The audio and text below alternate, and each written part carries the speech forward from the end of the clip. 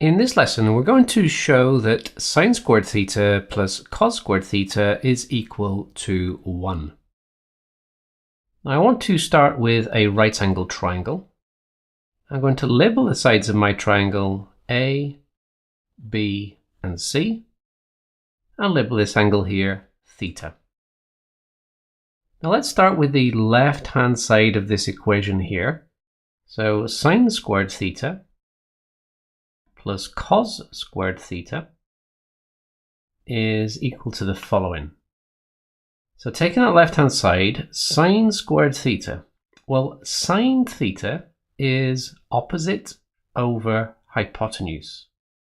So opposite is B and the hypotenuse is C. So sine squared theta would be opposite over hypotenuse squared. Plus cos squared theta. Well, we know that cos theta is adjacent over hypotenuse. So adjacent is A, hypotenuse is C.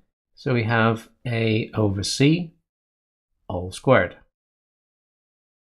Now expanding these brackets, we would have B squared over C squared. Expanding this bracket here, we have A squared over C squared.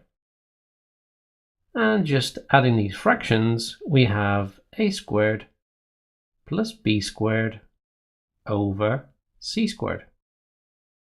Now going back to this right angle triangle here and applying Pythagoras' theorem, well, Pythagoras' theorem would say that when we add the square on this side to the square on this side, we get the square on the hypotenuse.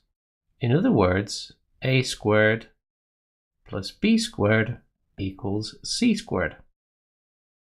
Well, if A squared plus B squared is equal to C squared, then over here, A squared plus B squared, we can actually replace that for C squared.